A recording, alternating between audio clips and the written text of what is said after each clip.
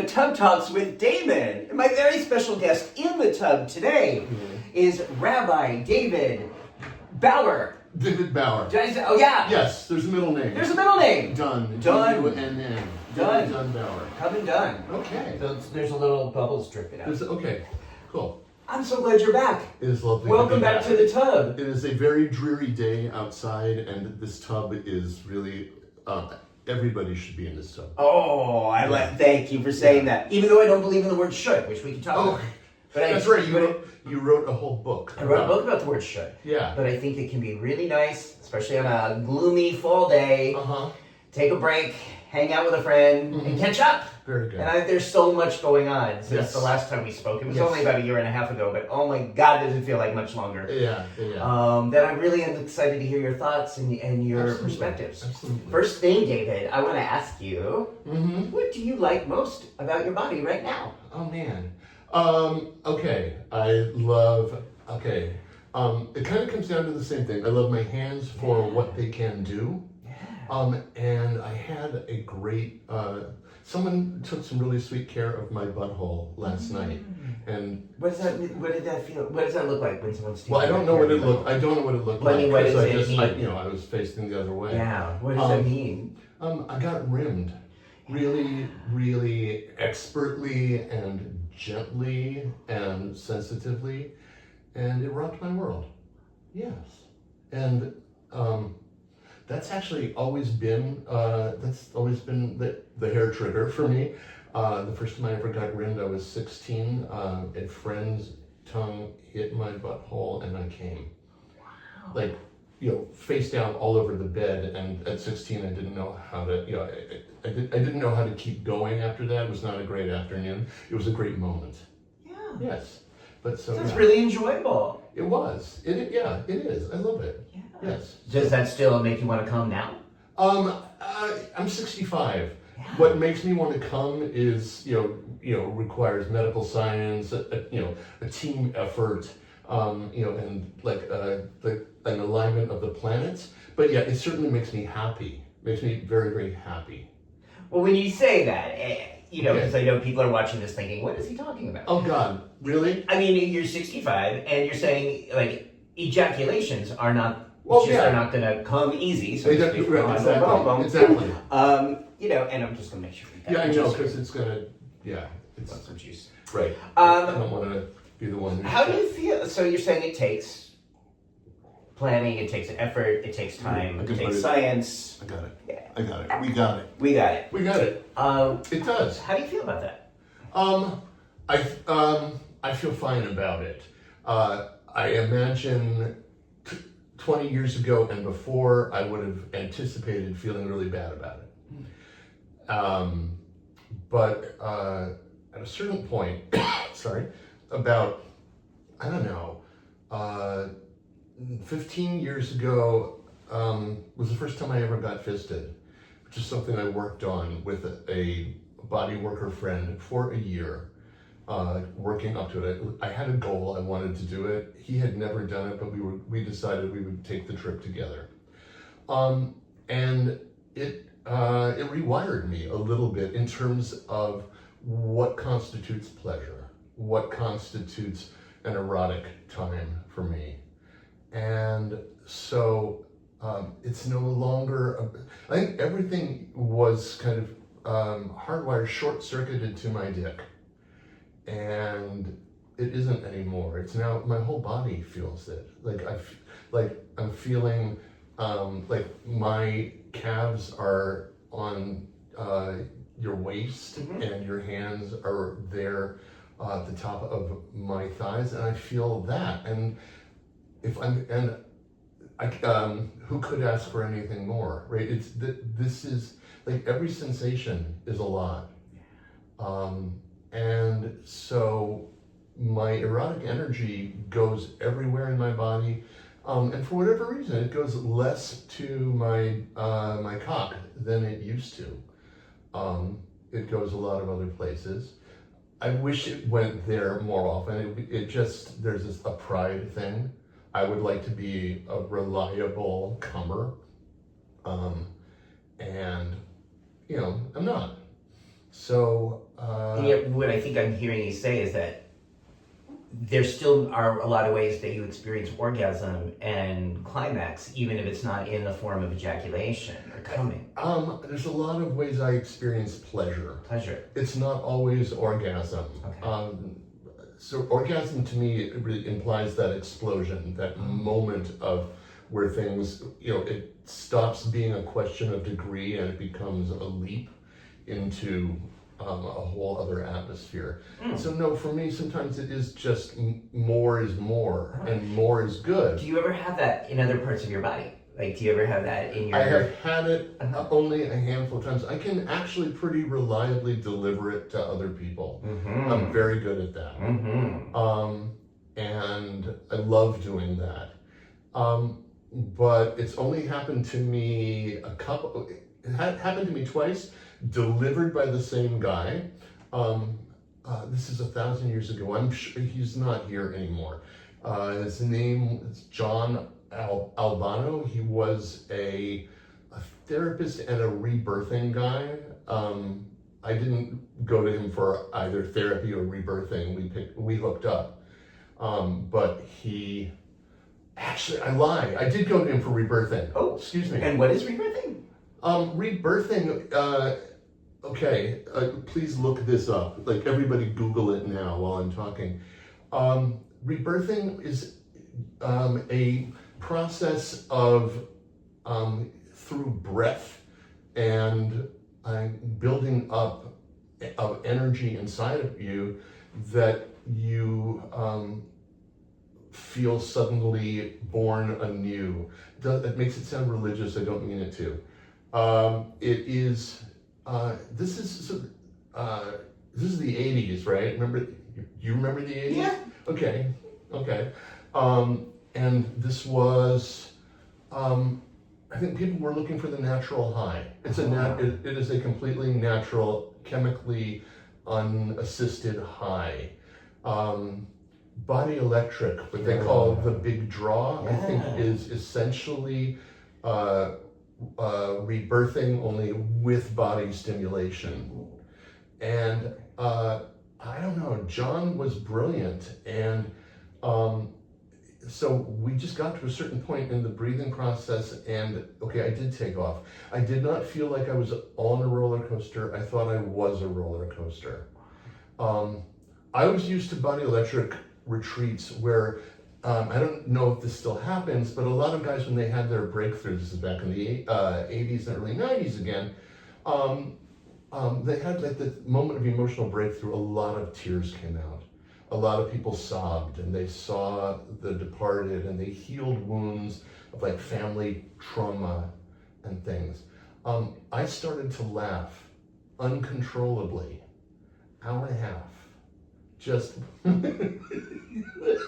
and I couldn't stop. I didn't want to stop, but it was like Mary Poppins, just it would have flown up to the ceiling. And John, he would like grab my foot, and then it just would renew. It was an amazing experience. I think that was a full body orgasm of some kind. But that experience, laughing nonstop with John. Yes. Okay. Yeah, and then I came back the next week and he did it again. Wow. And so it was an amazing, wonderful thing. Wow. And God, he was handsome. Like he had just long dark hair. I have a thing for guys with long hair, so he was stunning, and it was wonderful. But I haven't experienced the full body, the butt orgasm that I seem to be able to give. Not seem to, that I can give other people, or I can help other people arrive at. Yeah. I don't. Maybe I'm not wired for it. Wow. Some people I think are. All right, let me ask you. Yeah. Are you a buttgasm guy? Oh yeah. Okay. And I didn't even tap into that until I guess my 50s or late 40s, starting to realize. Yeah. Because erections and ejaculations didn't come as easily, again, pun intended. Okay. And then realizing that there were other parts of my body that were responding to stimulation, Mm-hmm. and that it wasn't always located in the penis. Right. And that was okay. Mm-hmm. Especially someone who loves to bottom. Mm-hmm. And someone who, thanks to prep, Mm-hmm. was able to enjoy and breathe into that experience in a very different way that really involved the full body. Okay. To then be able to experience that on a whole full body, thanks to prep. Yeah. Can you get there by being fucked? Yeah. Okay. Puts you in. You mean, can I get to that anal gasm Yeah. thing? Yeah. Yeah, because most of the guys I know who can get there by manual stimulation. Yeah. But I don't. You may be the only person who's ever talked to me about getting there through being fucked, through somebody's cock in your ass. Oh, goodness, yes. Okay. Yes, goodness, yes. I think they would probably call it in Tantra kind of edging. Whereas when you feel on the precipice, Yes. or you feel close, maybe not on the precipice, but maybe like 6 out of 10, Okay. that I would stop either stimulating myself or stop touching Right. the person or whatever is getting me there, Mhm. and then just continue to breathe into the penetrative experience. And that's what sometimes induces intense orgasm and release that has no ejaculation whatsoever while I'm being fucked. Right. Wow. Oh yeah. Okay. It's an amazing thing. And the thing that I thought, oh God, I'm so glad we're having this conversation. Yeah. Because I really think Yeah. that this is something that is not taught, though you are doing this in your workshop, and I want to hear more about Yes. that. But in general, I feel so glad that we're living in a time where queer men are being encouraged to be more descriptive and direct with what they want, whether it's in person or using Grindr or Scruff. It has pros and cons, but basically people are saying, okay, this is what I'm asking for. I want a top, I want a bottom, I want a side, whatever. The thing that seems to get left out of that sometimes, well, I guess for sides, they're doing this, is saying we don't always have to have penetrative sex or fucking as the goal, or there doesn't always have to be orgasm for there to be immense pleasure. Right. And we lose sight of that in this community. Yes. So my problem with the word side only is that side it's still orienting itself To position. on top to a position, one that is neither top nor bottom. Yeah. So it's still reinforcing the binary by saying, I'm in the middle of it. Yeah. What do you think is a better word for people who want intimacy and connection but just don't feel inclined to engage in penetrative sex? Oh, what's a better word?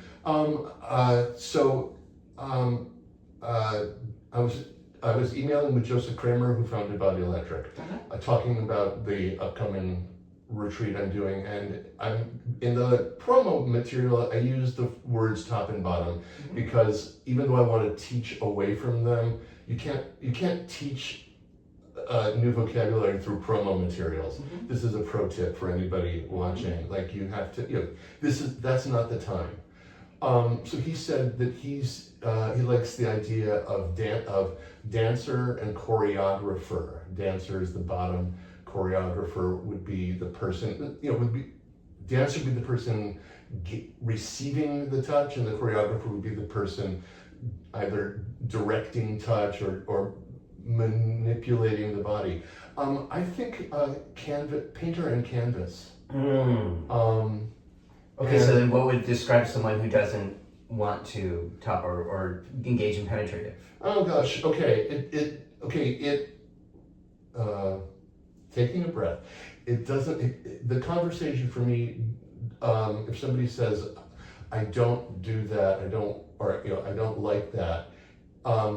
If I'm playing with them, or if I'm a body worker working with them, no means no, and there's no negotiation or discussion around it. If it's somebody with whom I can have a conversation, I would ask why. I was hanging out with somebody earlier today who was a client, and he said that he's never he doesn't do an anal. He doesn't get penetrated. And I said, did something go wrong at some point? He said, yes. An earlier lover who made it hurt. It just really didn't go well. And there are a lot of guys for whom their first experiences of anal the first experiences were really painful, and they were like, not doing that again.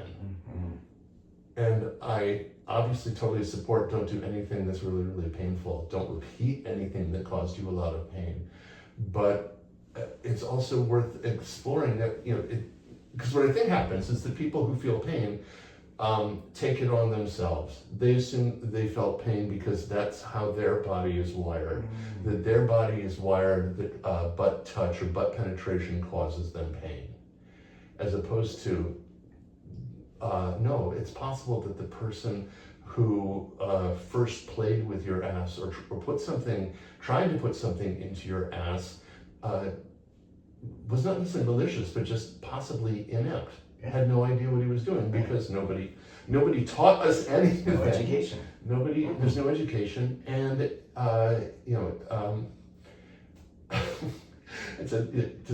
it's like falling onto a bicyclist. Once you can, once you get it, you can always do it. But it's a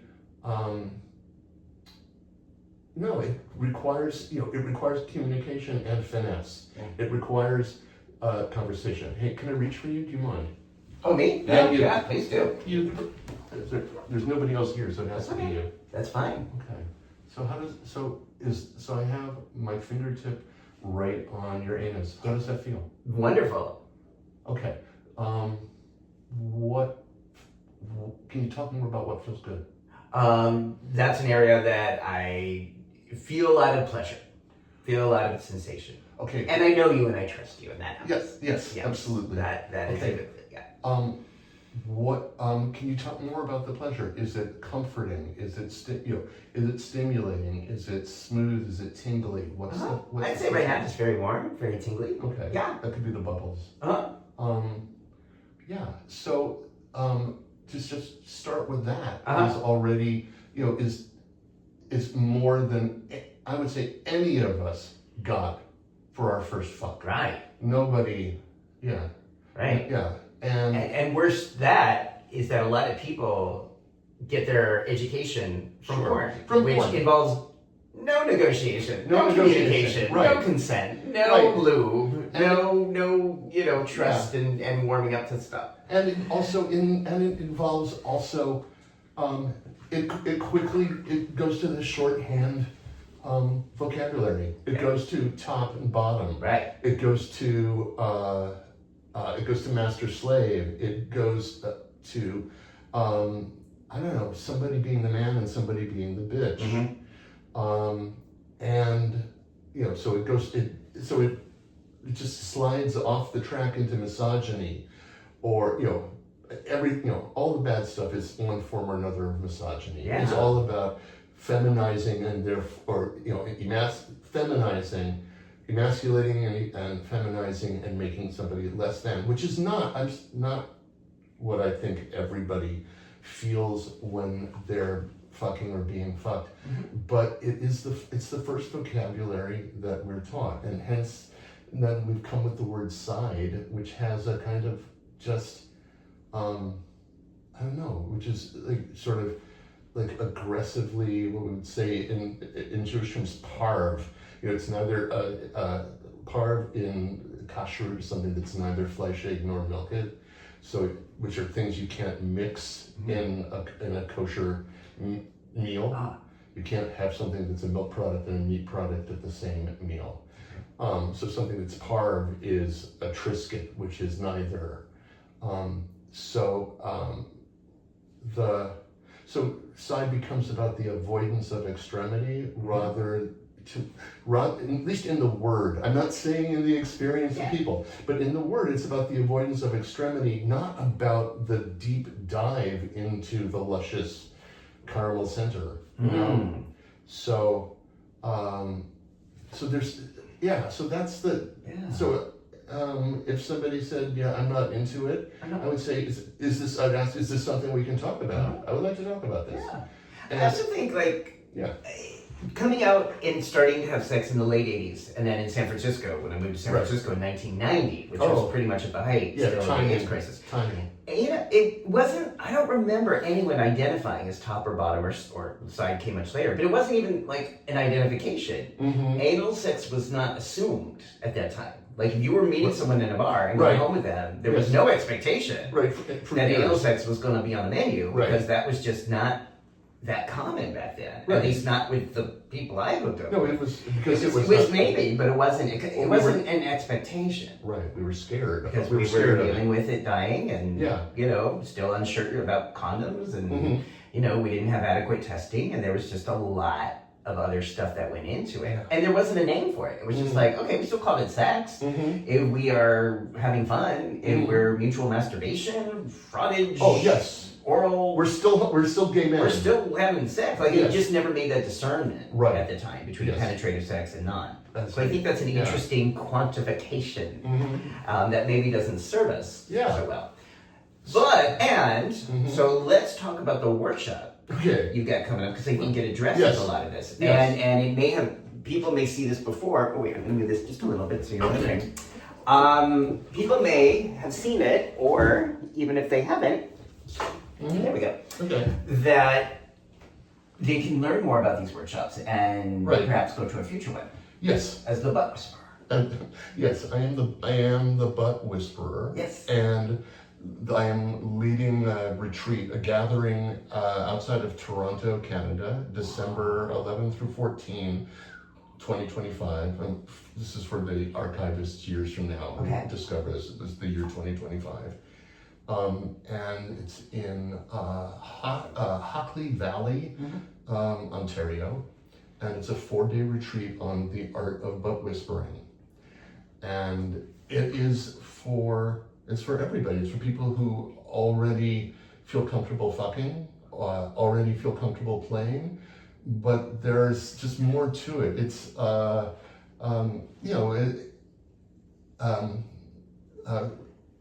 great singers still take lessons, right? Because there's more, you can learn to do more, you can become more secure in something.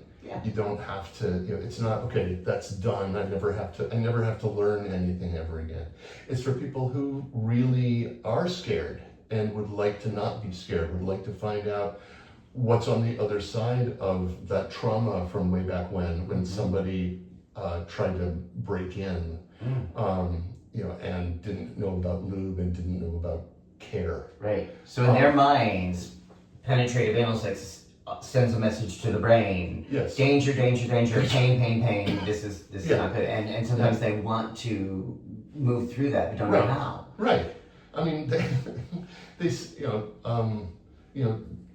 they watch. You know, they can watch porn. They see people enjoying it. Yeah. They may have just heard you talk about, you know, buttgasms or fuck, and they're like, wait, you know, is that possible? Has that train already left, or can I still get on? And so it's for people who want to explore what their bodies are capable of. Wow. It is for people who like to fuck or like to penetrate other men. Golly, the minute, you know, when it starts getting to those verbs, like to penetrate, it sounds much more technical, kind of, I don't know, carpentry rather than sex. But for people who like to top, who like to play with other guys' butts, we can do it better. We can do it better because if we study the anatomy, we can understand how somebody's butt is structured. And if you know what the structure is, then you know where you are. And if you know where you are, you know more about what you're doing down there. Whether you're doing it with your fingers, whether you're doing it with your dick or your tongue, whatever. If you know where you are, it goes better. So I genuinely think this is for anybody. Nobody is either too advanced or too inexperienced. Everybody has something to gain from it. And one of the things that I've been talking about, like in other workshops I've led in the last year or so, erotic massage workshops, I've been leading something called the 5 senses massage, which involves getting to appreciate somebody else's body using all of our senses. Looking, feeling, listening, having somebody breathe in your ear or near your ear, smelling, like, just what does this guy smell like? And tasting, what does he taste like? Is he salty? Is he sweaty?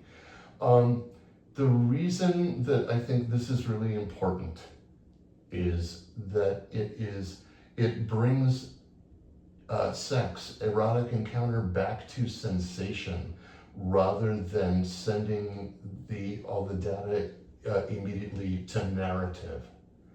Because if I say I want to get fucked, okay, what am I talking about? Am I talking about I want, maybe it is I want to be penetrated, okay, because it feels good, because I like to be the guy underneath, because I like somebody bigger, stronger, furrier, whatever, on top, because I like somebody exerting power. I want to get fucked because it means as I let go of the tightness in my sphincter, I can let go of everything in my life, and I've had a really bad week and I would just like to get fucked and I will be able to bliss out and relax. There's all of that. It's like you're reading my diary. I did actually. Yeah. In another room and Okay. it was hot. Yeah.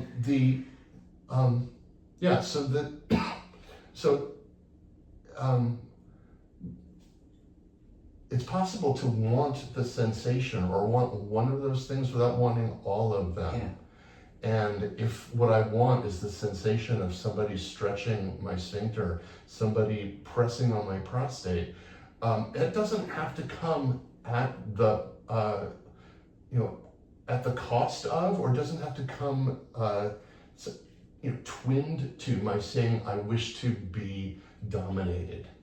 I wish to be bent over something and plowed. I might not want to be bent over and plowed. I love sometimes being bent over and plowed, but I might just want the sensation. I'm allowed to have that. And so does that make me a top or a bottom? Or what does that make me? That just makes me a guy who wants his ass touched. And I feel like everybody has to learn how to, or deserves to, fall into people should do that. Everybody deserves to be able to ask for what he wants without having to sign on contractually to playing a role. Right. Instead of following a script that Following was a written by script. other people. Right. Yeah. Hence the narrative. Because at that point, once you say, okay, I want to get fucked, and I don't know, a volunteer from the audience says, okay, I'll fuck you. And then somebody provides lube, and a bench or something, and then it happens. What do we know about what the guy who's being penetrated, what does he want to feel? If he says, I want to get fucked, does that, where's his exit strategy? Where is the point where he gets to say, oh, I got what I wanted, I would like to do something different now? For somebody who is fucking him, there's is there the pressure? Like, I've got to be some kind of a cult model top who pounds. Like, I have to be inexhaustible. I have to be hard as a rock. I have, when somebody is fucking like that, I don't think anybody asks, like, okay, what part of your dick is feeling it? Is it the shaft? Is it the head? Where are you feeling it? What would you like to feel? Would do you want to feel like your dick being clenched by somebody, or do you want to feel like the slide of the head of your dick sliding over, the mucous membranes and back and forth? You want the slickness. If someone says, I want to fuck, I want to get fucked, I want you to fuck me, it's not that people can't say that, but I would like people to be able to say more than that. Because if I were the other person to whom they were saying, I want you to fuck me, I would need to know more. Yeah. Because very possibly I'm not the person who should be fucking them tonight. Because I want something different. I might want my dick in their ass, but I may not want it in their ass the way they want it there. And so, I think I am pretty sure. Okay, do you have the experience of fucking with somebody and at a certain point going, just checking, like, is this going to be over soon? Because this isn't exactly what I wanted it to be. This isn't. So I have that experience of where it's like, okay, we're doing what we said we wanted to do, but I'm not enjoying it. It's not, it's not hitting my buttons, pushing my buttons. But I feel like I can't, pardon the expression, back out now, right? Because I promised. I made I've kind of made a commitment. This guy said I want to get fucked, and I said I'd fuck him. But I don't know, because I don't know what he wants, and I never told him exactly what I wanted. There could be two of us who are both going, there could be two guys who are both saying to themselves, this isn't what I wanted. What I wanted was something else. And it could be that the thing that they admit to themselves that they really, it could be exactly what the other guy wanted, but nobody talked about it. Right. I think that happens a lot. We don't invite that conversation to happen. Right. So the work I do is very much about inviting the conversation to happen. And that's part of the workshop. Oh, it's all of the workshop. Helping people learn how to even have that conversation. So when people don't have the language readily available. So I'm one half Joseph Kramer body electric. Rearrange. Okay. And are you comfortable? I'm very comfortable. And I'm one half Betty Martin, the wheel of consent. Right. So it is all about asking for what you want, and also knowing what your limits are, because not every sexual encounter that anybody has is going to check off all of the physical pleasure boxes that exist. It isn't going to happen, because sometimes, it's my partner's birthday, so I'm doing it for him, and doing something for somebody else is a totally valid reason to have sex or to do some specific sexual activity, as long as you know that that's why you're doing it. I'm doing it because I know he really likes it. I don't like it so much. He really likes it. That's a great reason. But to end up doing what somebody else likes, when it's something you don't like, because you're afraid that if you say no, if you question, he'll get up and leave. He'll get angry. He'll get embarrassed. You'll never see him again. Yeah. He was the last man on earth, so you're going to die then sexless for the rest of your life. Or for some men who are not used to having affection and intention in their life, it's like, well, I have to do this because he did me a favor by being so nice to me or taking me out to dinner. It's like he helped me move my office. I have to. But I mean, it's like not feeling that agency to say no sexually when you feel like there's obligation. I see that. My practice sometimes. Right. So I want people to have the freedom to say no, not because I need to hear a chorus of no's in the world, but it's so that people will be more able to say yes to what they really want. Right. That's That what I teach. knowing where your no is a conduit to having so much more fun in your Yes. yes. Yeah. And then I also say there's room for maybe. There can be a maybe space. Like, Yes, I don't know. absolutely. Find Yeah, out. I don't know. Yeah, I've I never don't know. tried that. Let's find out find whether out. it works for me or not. Yeah. Yeah. So this workshop is happening, and Uh-huh. again, right now we're talking about this coming up. Right. You do various through the years, but I like the timing because it's going to be in December, right around the time, in the middle of what we call our holiday season, which yeah. is a time for a lot of people, especially this year, 2025, is Mhm. really a time of strain and pain for a Right. lot of folks, Yeah. especially queer folks. Mm-hmm. So I like that you're providing this community and this conduit for connection at a time when people are often missing that. Yeah. So, asthma. To give yourself a present. We all go shopping for somebody, for other people. Mm-hmm. But to give ourselves the present of time and attention. Mm-hmm. So it's a way like we deserve. And so, and this is a present you can share, because the more somebody learns about his own body or about other bodies, then a better lover he is to his one person or his many people. Mm-hmm. Also, it is.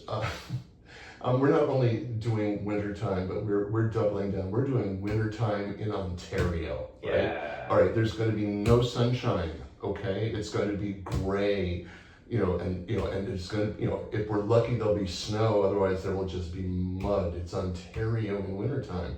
So, but inside this retreat, there's going to be amazing warmth, and there's going to be connection.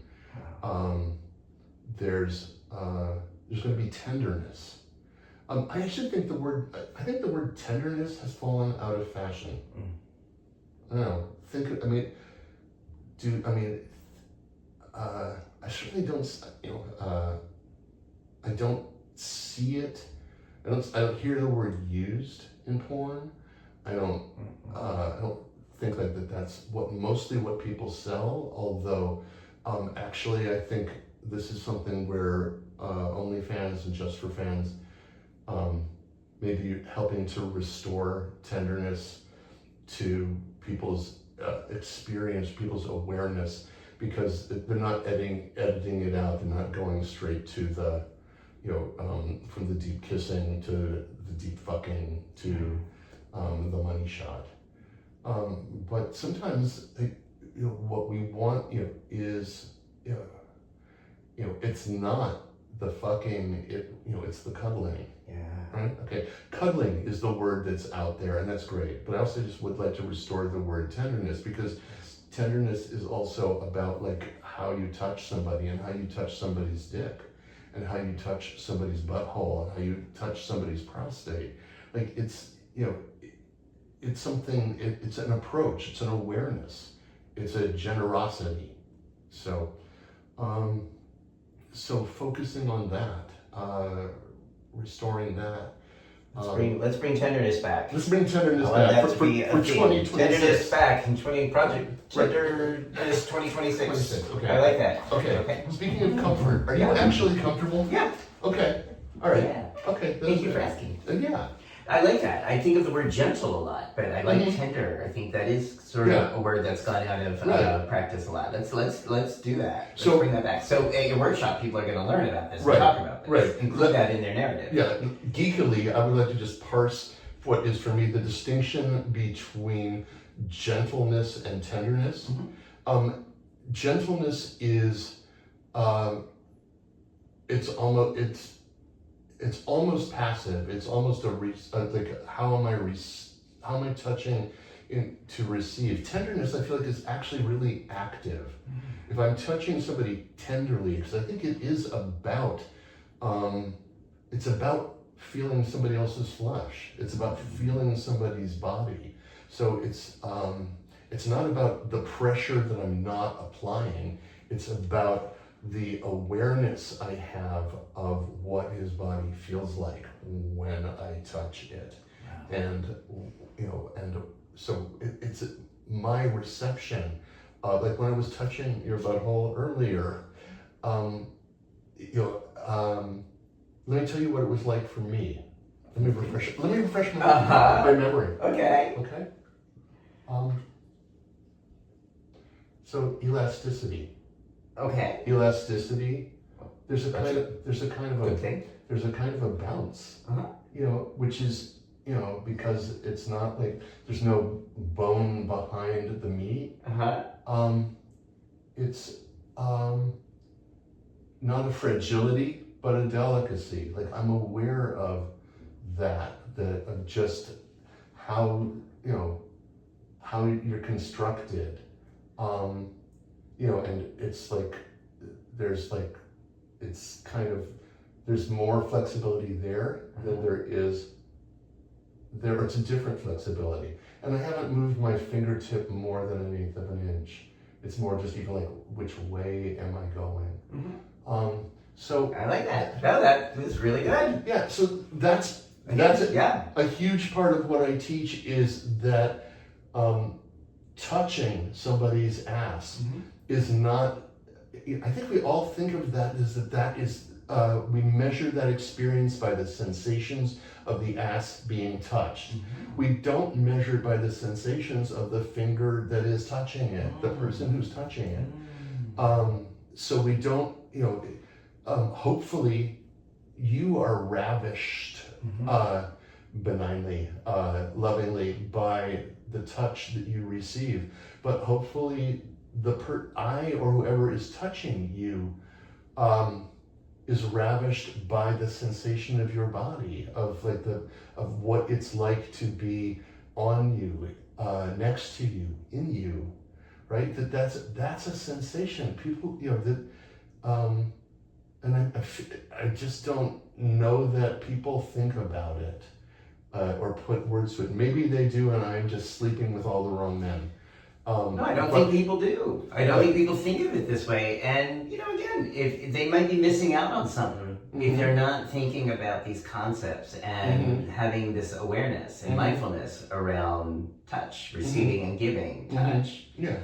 I think this is a gift you offer for the community. And I'm just wondering, given your experience, for people who are in a holiday season right now, who can't come to a workshop or going through financial strain, maybe broken off with their families because of politics, or feeling like, scared because of what's happening politically. Right. Any guidance or advice or wisdom you, sorry,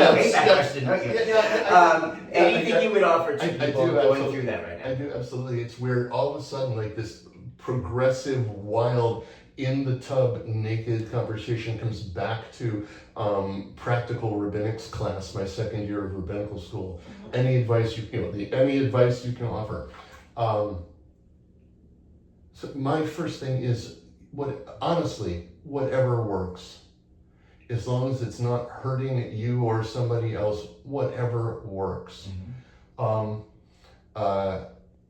I just bought myself a light therapy lamp. My psychiatrist told me that I need one of those. So, and that's about sensation, right? Or that's about something, but what we see. I talk about it a lot. I think I talked about it in this tub. I listen to music incessantly. I listen to opera because that's my thrill. And that's about what I hear. I get a massage. It's about what I feel. There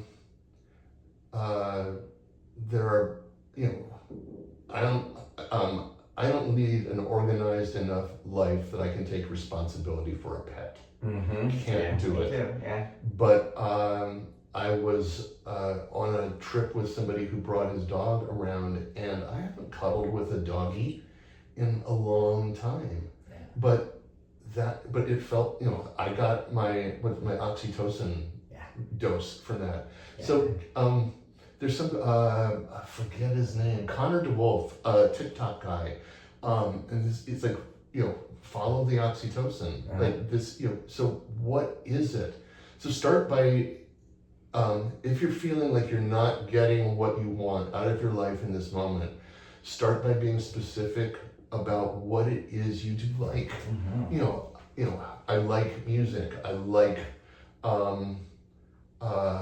sensation. I like, I don't know, theater. I don't know, whatever, but just be specific and figure out what is the shortest distance between you and that sensation. Yeah. I and my colleagues Scott and Andy, who are leading this retreat, we always talk about community. Body Electric taught me that. 12-step taught me that about community. We need that, and so family is sometimes not available to us because family can be is a discrete. I don't know the mathematical term, but it's a fixed amount. I have one brother. That's what I got. I happen to get along really well with my brother, but if I didn't, there's kind of no point in my looking for a family because I'm not going to go through the discard pile and find, oh look, I have another brother here. But I have friends, so inviting people over, I ask people to invite me over.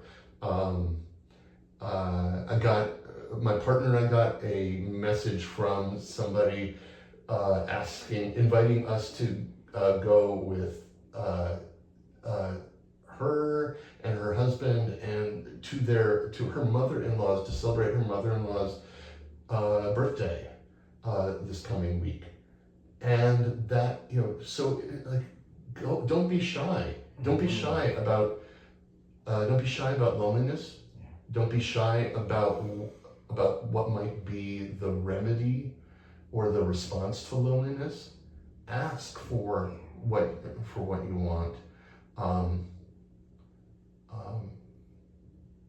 I don't know. You have another prompt that'll. That spark went out. So be aware of the pleasure, oxytocin. Yeah. What might bring pleasure? What might I'm borrowing on what we said earlier. I think ask what it would be like to be tender with yourself. Mm-hmm. In my world, where we start with that is saying there are no shoulds. Let's forget the shoulds, especially. Okay. And this is a whole section of my book is about dealing with the holidays, but especially this year, there are no shoulds. There's no script. We are historically in a very different place right now in our lifetime. Right. And so maybe the old rules about where you go, the money you spend, the gifts you give, the people you're with are different. And we can release some of the old scripts without shoulds and be tender and kind to ourselves in this way. And that might mean being alone. Now, I've spent holidays alone before. I don't actually think, I've had some great holidays in this house. I actually really like being alone. And it's not like every year, but sometimes I'm just like, I'm okay. Being in this house, watching Gilmore Girls, I don't give a shit. It's like, I don't, like, but if I had a should about that, it would be problematic. So, I grew up in a secular Jewish household that celebrated Christmas. We celebrated Easter as the bunny holiday and Christmas as the Santa holiday. So it was not a religious holiday, but the religious part was everybody was expected to be home for Christmas. So I remember Christmas of 1981, I was working for the Washington Opera at Kennedy Center. We're going to bookmark Kennedy Center. We're going to come back to the crisis that is engulfing the Kennedy Center. But the thing about when you're in the opera business, when you're in the entertainment business, you are not the person who goes home for Christmas. You're the person who provides entertainment for people who are home for Christmas. So my mom, may her memory always be for a blessing, called up and was quite tearful. When I'm not coming home, I said, I have a matinee at 3:00. I can't, I can't come home. It doesn't make any sense. And that morning, I got up. So I'm weird. I got up. I read Dickens' Christmas Carol to myself in my really kind of unromantic studio apartment in Washington, D.C. in 1981. I then bundled up, went outside, and there was a French bake shop that was open, and I bought a croissant and a slice of pate, and I walked towards Georgetown munching the croissant and the pate, and I thought, this is the best Christmas I have ever had. and I love get my it. family, and I loved when we did Christmas. Yeah. But that was like, it was all mine, like, because it was what, I was getting to work the job I wanted to work. I got to read the thing, which is one of my most meaningful stories in the world, and I got to eat food that I really liked, and nobody, and I didn't have to thank anybody. I didn't have to show up at dinner at a certain, like, I didn't have to do anything. Right. There were no shoulds. It was my first adult Christmas, and it was a brand new feeling of wonderful, and it is 21, 5, so like 44 years ago. That was 44 years ago. I remember that croissant, that pâté. I remember the air. Like, I remember that Christmas. Yeah. So it doesn't have to look like anybody else's. Yeah. I spent with a very dear friend of mine who just passed away, but we had spent Christmas of 1995 together in San Francisco because neither one of us were doing anything, and we were just like going to be ourselves. So we're like, well, let's just hang out. So we'll just he had a hot tub, kind of like bigger than this one. But really? Yeah. But that is one of my best Christmases. Yeah. And now he just died like a few weeks ago. I'm sorry for your loss. It's hard. But he was going to be, so this is a whole other thing, but he was going to be a guest. I was going to interview him in San Francisco recently, and he couldn't. He was feeling too sick. And but that Christmas that we had together, that we were just like, okay, we are just two loners, two lone wolves. Let's just put our forces together. That was one of the best Christmases, unconventional. And I'm so grateful we had that time, because we're usually so busy in our lives, we didn't always have time to just slow down and hang out and not have a plan or something to do or somewhere to go. Just like, let's hang. I want to tie holiday observance back to something I said, back to what I was saying about sex. About divorcing sensation from narrative. So, it's possible. Our sensual experiences, our sensory experiences link together. So, smell pine needles. I think about Christmas tree. I think about family, whatever. But if I can enjoy the scent, can I enjoy the scent without having to have the whole narrative around it? I light Hanukkah candles. It's my favorite holiday because I just like watching them. Because there's nothing else, you're commanded to do nothing but watch the candles. You're not allowed to work by them. You're not allowed to do anything practical by them. You just watch them. Beautiful. So we can create our own rituals and respect our own thing. It doesn't have to be tied to a conventional practice. Right? If you love holiday candles, if you love Hanukkah candles, light them. If you like Christmas trees, get one. Even if it's just for you. See? These are some of the things. And I also, this may not be good for everybody or correct for everybody, but for people who do socialize or drink or want to go out, even if you don't drink alcohol, I find that holidays are a really good time to socialize in gay clubs or bars. That often people are more open to conversation or just hanging out than they are usually when they're out with friends or guarded with their phones or whatever. I usually find that holidays, like, people sort of drop their facade, they drop their defense, and are often more open just to being like cool. And you have your first line. So you're here tonight. We're both here tonight. What's it like being here?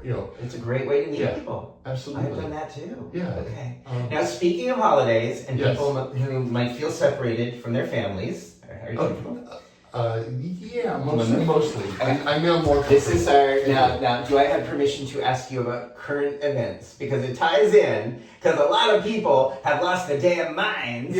Yes, you can. Just so you know, just what this is, there's one more sex thing I want to talk about later. Oh, okay. Okay, before we leave. Okay. But One more. No, but not now. Oh, okay. Okay, we're talking about people who lost their damn minds. Because there are a lot of people Debra Messing. who Debra Messing included, who have just lost their damn minds, and I'm just going to say it because it is. Yeah, it's true. But she's not the only one No. who is experiencing some level of torment and turbulence about the fact that New York just elected a very young Muslim Democrat socialist. Mhm. And there's a lot of misperceptions about him that people are getting very upset about. Okay. What's going on? All right, part of the problem, and many of members of my Jewish community, I am talking to you. Yeah. So the problem is not with his being Muslim. The problem is that because he's Muslim, people have gotten out their magnifying glasses and are going over his bio. Look, like it's got to be there somewhere in there. If he is Muslim, if he is Arab, if he is non-white, somewhere in there is going to be the smoking gun. Is going to be the proof that he is not for us. And so it's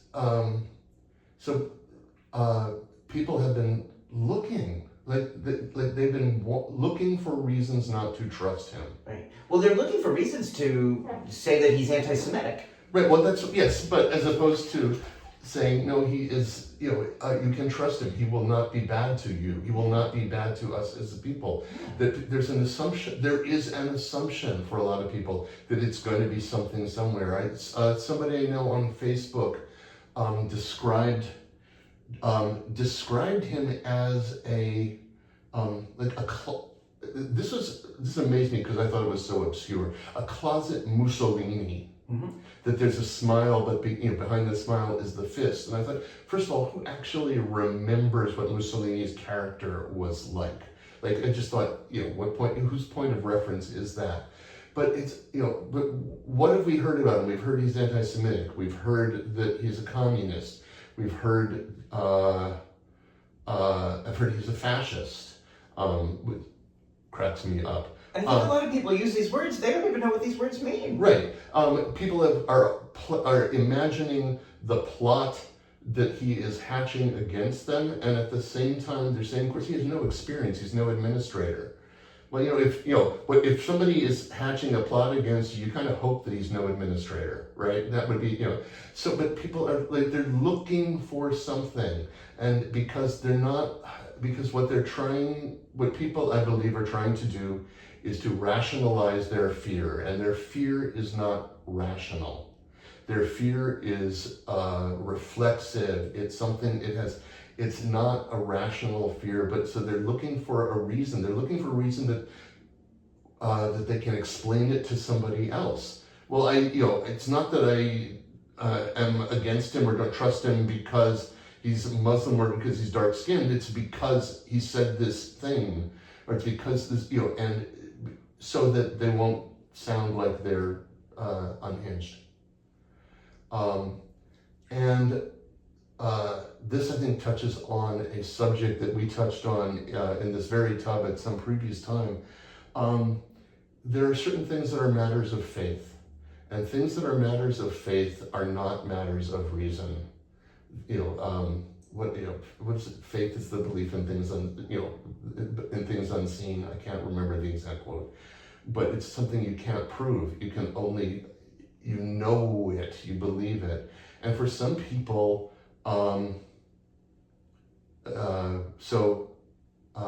Love of Israel is not a rational thing. It is a heart thing. It's to use the Yiddish, it's a kishka thing. It's from your guts, which is fine. We love whom we love, and we love what we love, and we should be able to own that. It doesn't have to make sense. It does not have to be rationalizable. Like you don't. It doesn't have to be able to support a rationale. Just say, I love it. I love it. You don't need to back it up with being. It's the only democracy in the Middle East. It's the only. It's the only place that a gay person can feel safe. Because imagine what it would be like if you were trying to be this out. On the West Bank. You don't need to come up with a reason. You can just love what you love. but then understand that you love what you love, and but but you do understand that reasons may point somewhere else. We are getting back to something that I thought we might talk about, which is, when I did 5 years working in a prison. There are people in there whom I love. My love for them has nothing to do with whatever crime they committed and got them in there. I wasn't there then. I'm not judging that. I just know that in being in conversation with them, I love them. Their families who love their relatives who did something wrong and who are in prison. Are you supposed to stop loving somebody because they've done something wrong? No, you can separate love and disagreement, love and disapproval. And so were people more honest with themselves about what emotion they're feeling, they feel just passion, they feel just love and romance, they feel they feel the satisfaction of seeing something logical. This makes sense, this will make the world work. Those are two different things. I see how the puzzle fits together. That's one thing. I just love the picture. I love the picture as once it is all assembled. It's another emotion. So what we are encountering right now is a lot of people who've lost their minds. People who have lost their minds are, all they're seeing is the picture they love. They are... You mean Israel? They're seeing are you saying the picture they love is what? It could be Israel. It could be the United States. It could be, it's the Stars and Stripes. It's something that triggers their love. And instead of saying, I hold that picture in my mind at the same time as I become aware of who is being bullied, who's being threatened, beaten up, who's being killed, and I have to live with those. I have to live with those two things. But people are only insisting on seeing one thing. Anybody who's only seeing one thing, I think if you see only one thing, that's one definition of you've lost your mind. So is that what you see as fueling this weird Mamdani conspiracy? I guess conspiracy is the only word I can think of. And again, it's not just Debra Messing, though she is really And I agree really went off the deep end about this. Because I adore Grace. I don't really know Debra, but I adore Grace. Yes. But someone on my Facebook page, someone who I know in real life, here in New York. Okay, a real person. When I was posting about Mamdani's victory, a real person who I know, said, I'm half Jewish, he's going to kill me. And I thought he was kidding. I thought he was being sarcastic. He wasn't. Right. He was being very real. Like, he perceives that Mamdani wants to kill Jewish people. And I'm hearing this from multiple people, some who live in New York, some who are hearing things outside New York saying, this is not, it's not rational. Right. It is not rational. I have compassion for people's fears, for people's irrational fears. I have compassion for it, but I don't. But I'm not going to pretend that it's rational, that it's reasonable. Yeah. And the reason it's not rational, just so we're all clear, there's absolutely zero. There's zero proof. Evidence or proof that Mamdani has any kind of conspiracy or violence intended against Jewish people. And I want to take my word back. It's not about there's no proof. There's no indication. Yeah. There's no reason to think that.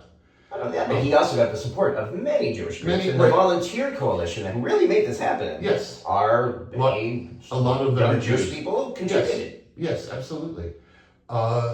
So there isn't just one, there isn't one single kind of Jewish organism of which we are all a part. There are, every Jew is individual, and we form a community, but we don't, it's not one mind. So, all right, yes, so the mom, and also so the possible threat to Jews is being used as a weapon to make Jews feel threatened by the anti-Semite in chief, right? By somebody who is who has no love for the Jewish community, who is absolutely, ready to manipulate, us any way he can to get his support or whatever. So, all of a sudden the Mamdani's threat to American conservatism, or Mamdani's being an alternative to American conservatism, that immediately gets kind of transferred, decorated as Mamdani's dislike or hatred for Jews worldwide, because, and so people promote that fiction. Yeah. Because that's how they're staying, and that's how they're staying in power, Right. is through fear, Right. through intimidation. The horrible things that are being done to brown-skinned people around this country. It's not making a dent in the real influence of Latino Hispanic people in America, but what it is doing is, they're not deporting whatever it was, how many thousands a day, or how, that they thought they would do, but what they are doing is making everybody scared. That's all they need to do, is beat up one person and make sure that somebody's got a camera going while someone's being beaten up. And somebody else is going to not leave their house. Somebody else is going to be afraid to speak up, which is, by the way, not to say that people, do film, do make sure that there's a record of something going on, document it. But understand that it's a complex political world, and that what they're trying to do is make us all feel afraid to leave our houses. Yeah. So the fear and the projection of Mamdani's malevolent intention to kill all Jewish people, that's kind of like this playing into the what the right is trying to get us to do, is to be afraid. Right. Afraid to leave the house, afraid of a leader like Mamdani, right, to try to discredit him and make people afraid, and then argue with each other, within families, within communities. Right, and part of what makes Mamdani terrifying is that he's sweet and charismatic. Yeah. Because Damn cute. Right, he's damn cute. He's adorable. So cute. He would look great in this tub. I know. Yeah. Let's do that. Zohran, yeah. Come on. Yep. Be invited. Yeah.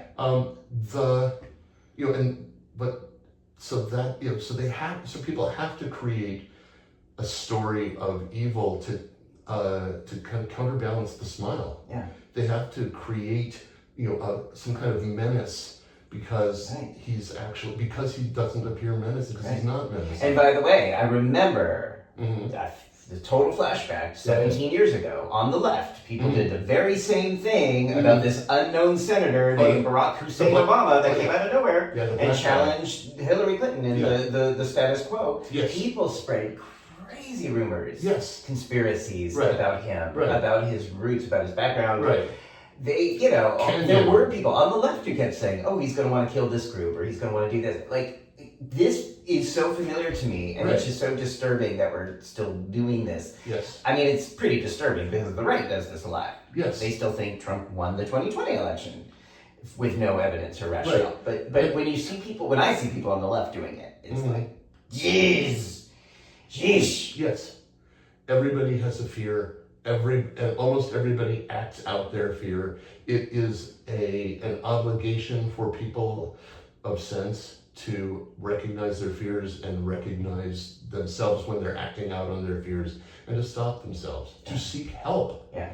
If I find myself in a cycle of an obsessive cycle of fear and panic, my answer is not somehow to resolve the issue. My answer is to stop the cycle. Like, I need to stop. It has nothing to do with the event that I'm afraid of or something. Some smart person once said that things that we're most afraid of are usually things that have already happened. Like, it's, so people need to worry about why they are obsessed. Why are they losing sleep over Mamdani? Why are they you know, not about him, not about the problem, not about him, but why are you up all night thinking about him? Mm-hmm. Right, and that's why, you know, they should find a therapist. Well, They should find a spiritual counselor. they They should find a puppy. They should, you know, they should find. I don't know what it should. For me, it's not should, but it's like. Oh God, I did it. It's okay. It's alright. I'm not the should police, but it's just like, yeah, this is not a healthy way to live. No. And I think this is a great time for people to slow down, breathe, learn, decide for themselves what a fact is, because it disturbs me we're having that conversation. Right. But really, where's the evidence? And if you're needing help with that, and if you're needing help to psychologically arrive where the facts would take us, spiritual counselor, a good therapist, could be a conduit for changing your mind, changing your emotions, having a better quality of life, and maybe not alienating so many people so you feel as alone at the holidays. Right. Because that's a, Yeah. Yes. David, you're amazing. So we were going to talk about one more sexual thing. Okay, I'll do it because I said I wanted to do it. Yeah. It made more sense a little while ago. Okay. So a lot of people have a bad experience about, they've experienced pain in their butt, in their ass, from when somebody first tried to fuck them. Yeah. And then what they do is they go out and they buy themselves a dildo. They buy themselves a sex toy in order to get beyond it. And then the sex toy causes them pain, and then they put the toy away and they think, okay, I don't do that. And it's because they don't whisper to their own butts. They don't use enough lube. They don't take enough time. They go from we go from a mindset of there's this thing, it's supposed to go in. So it should go in. And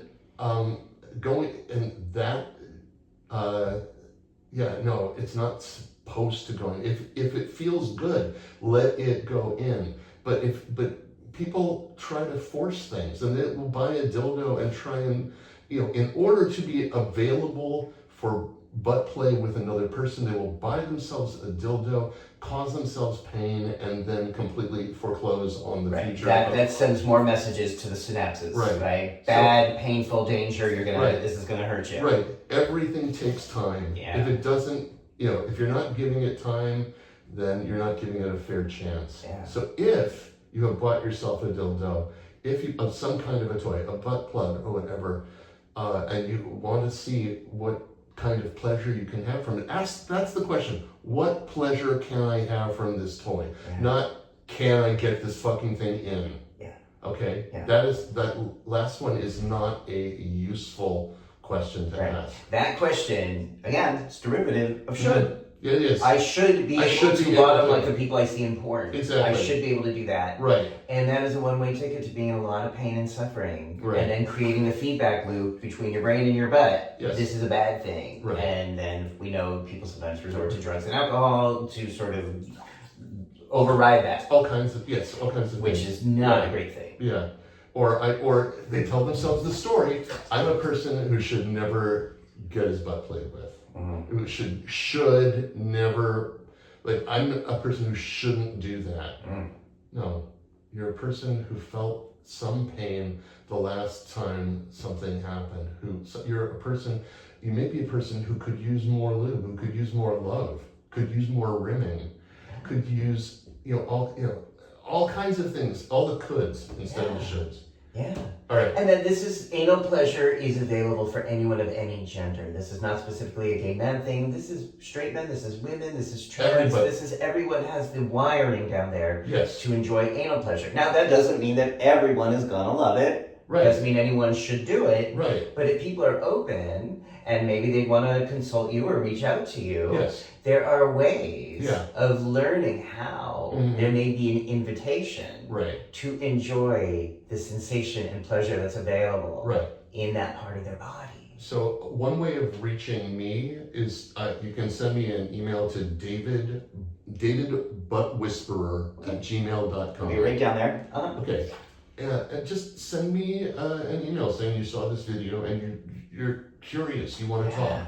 That's all it is. If let's talk about it. Yeah. If somebody wanted to consult with you virtually, Yes. Can Oh, they yeah, do yeah. that? Okay. Yes, I have counseling clients around the country in different countries, different time zones. Absolutely. Right, so you don't have to be on the East Coast, you don't have to be in a city with David. If you Mhm. want to learn more about these principles, learn greater ways to experience your body, and give and receive pleasure from other people's bodies, Right. Rabbi David is your person I am. who can do this, and you've been doing this for a very long time. I'm in, I think, my 20th year Yeah. of teaching butt play. Yeah.